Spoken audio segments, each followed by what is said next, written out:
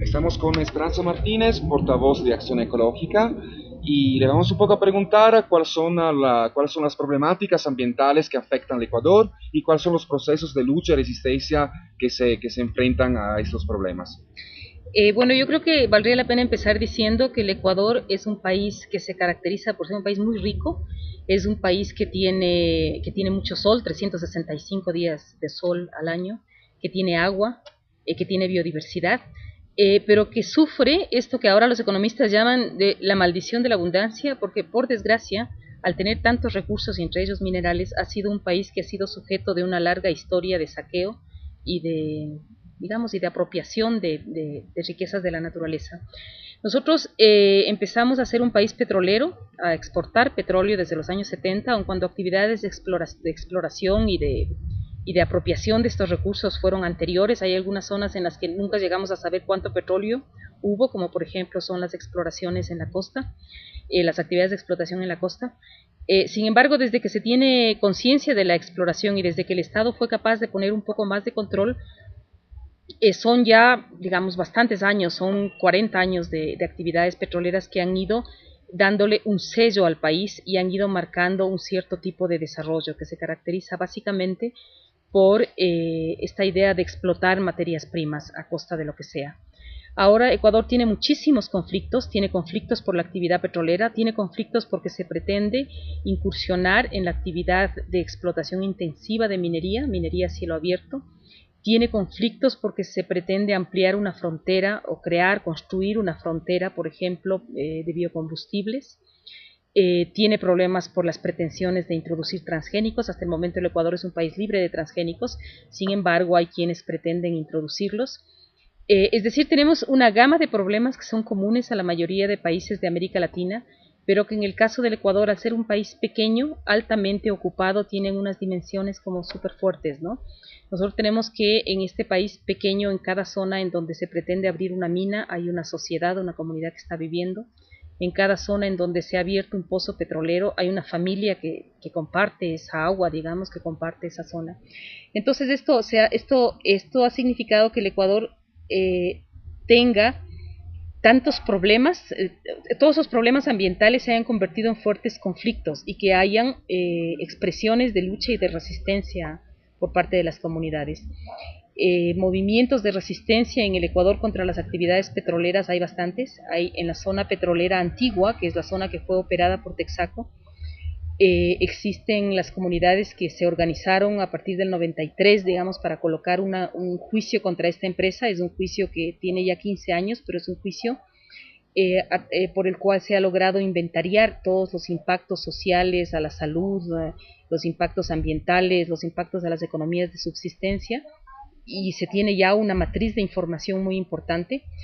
En la zona sur, siempre oriental del Ecuador, que es en donde ha habido mayor actividad petrolera, en la zona sur oriental, eh, se pretende o se pretendió, de hecho se licitó esa zona para la exploración petrolera y las comunidades han resistido una vez que conocieron los impactos de la zona norte, han impedido que la frontera petrolera se extienda hacia el sur de la Amazonía y esas son zonas en donde la amenaza petrolera es latente, pero donde la resistencia es muy fuerte. Ahora, en relación al petróleo y también exploraciones en la costa, y empieza a haber ya una organización en la costa para impedir que se asienten en esos territorios estas actividades, ¿no? El caso de la minería, la frontera minera está sobre todo en la zona andina y en la parte oriental, suroriental, y allí las expresiones de resistencia han sido fortísimas, sobre todo en relación al agua. En el Ecuador se entiende con claridad, y se entiende porque lo aprendimos de los compañeros del Perú o de Bolivia, que la actividad minera está fuertemente relacionada con el abuso del agua y con la contaminación de esa agua. Entonces las comunidades que viven en la zona andina, que son comunidades sobre todo agrícolas, que necesitan el agua para la soberanía alimentaria, han estado resistiendo a todo tipo de operación minera, sobre todo de la minería a gran escala. Y en el sur de la Amazonía, en la zona de la cordillera del Cóndor, también son territorios de pueblos, sobre todo pueblos Shuar y Achuar, y de algunas comunidades campesinas, han estado en una resistencia muy fuerte para impedir eh, perder su territorio y perder su agua. Y ellos pierden el agua por doble partida. Pierden el agua porque la minera contamina el agua y usa el agua de sus ríos, pero también porque hay muchos proyectos de hidroeléctricas que pretenden obtener la energía para sostener este mismo modelo extractivista. Es decir, el modelo extractivista es un modelo que consume una gran cantidad de energía y esa energía se obtiene, en este caso, con grandes represas, ¿no? De esta manera el escenario ecuatoriano de conflicto yo diría que tiene un fuerte sesgo de conflicto anti-extractivista y un fuerte sabor de resistencia de las comunidades ligadas a la tierra, indígenas sobre todo, pero también comunidades campesinas que, que básicamente defienden el agua, defienden la agricultura y que pretenden empujarle al país digamos, que pretenden convencerle al país hacia un modelo en donde hayan acuerdos de convivencia con la naturaleza y entre las sociedades. Bueno, y una preguntita sobre la crisis, ¿no? Estamos en tiempo de crisis, una crisis económica, sistémica y permanente, que está conectada con una crisis ecológica sin duda. Y la crisis ecológica está bien representada en su tope con el problema del cambio climático.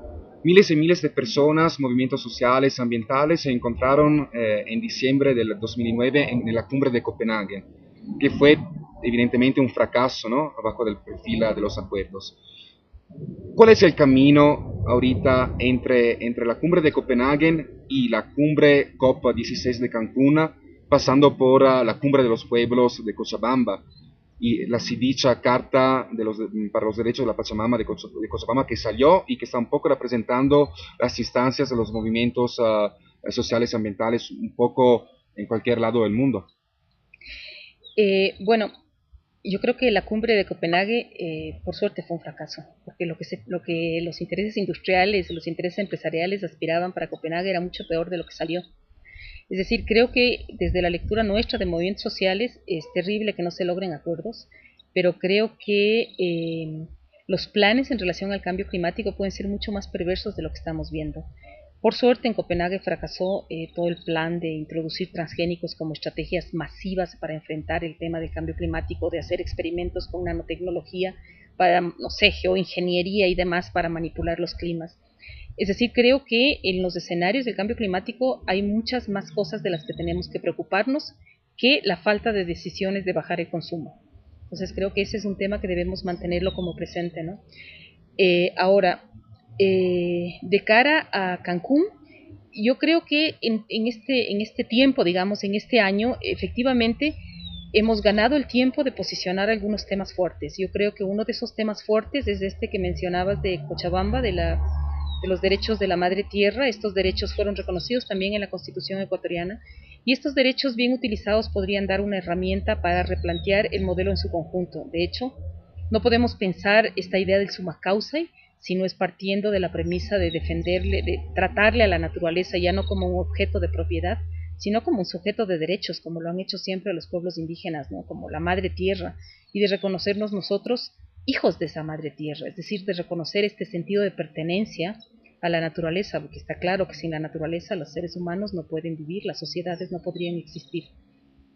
Y yo creo que hacia Cancún lo que se debería intentar, se debería lograr, es un fortalecimiento de esos principios, digamos, de sabernos parte de la madre tierra y de saber que en cada proceso de resistencia en defensa de la madre tierra, lo que se está jugando es justamente esa reivindicación de todos los ciudadanos, digamos, de todas las personas de este planeta.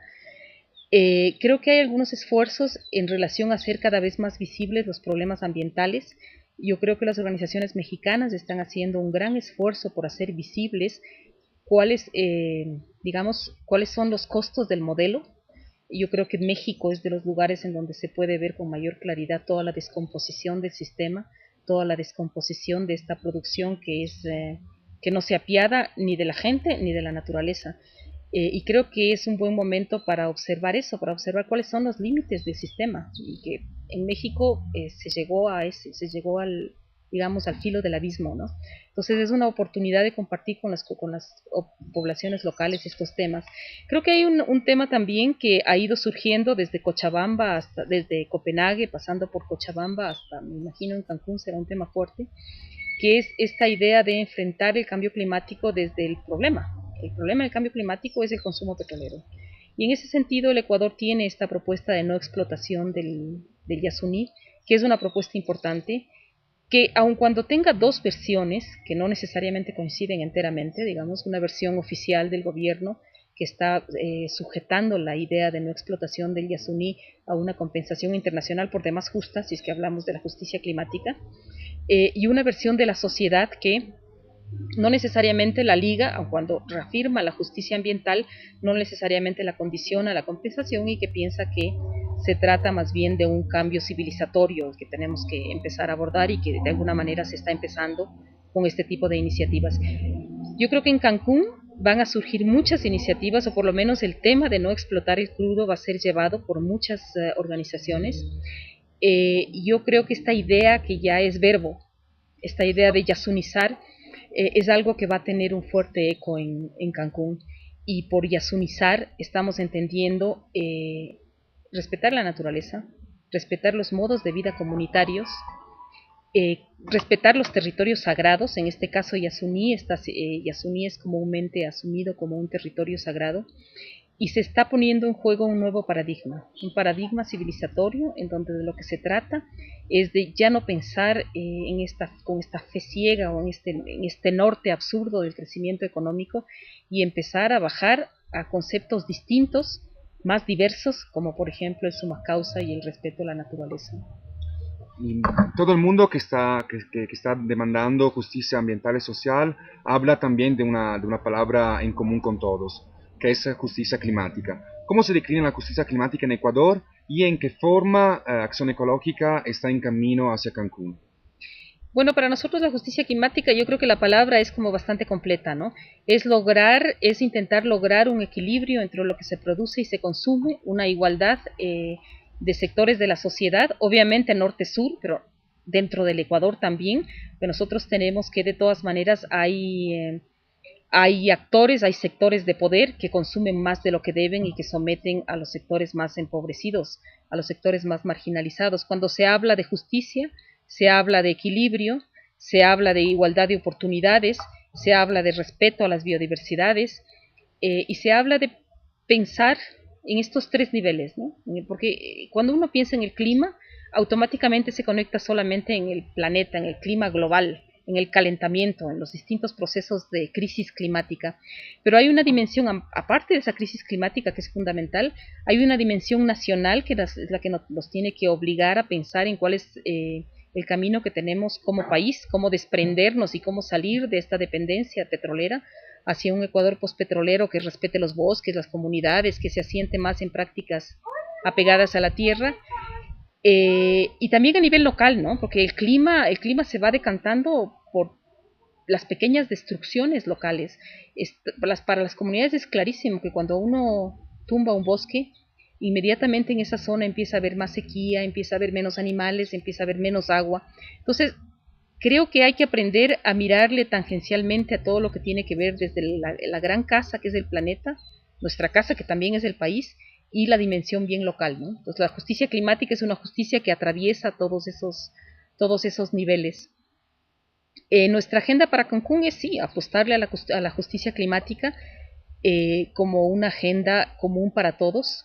Nosotros pensamos que también es imperativo avanzar a pensar en una civilización postpetrolera y finalmente en reconocer, respetar y proteger todos los procesos de resistencia digamos que están en estos momentos defendiendo a esa madre tierra y permitiendo que un cambio distinto, digamos que el planeta en el futuro pueda seguir sobreviviendo y que hayan modelos distintos en armonía más con la naturaleza y entre las sociedades.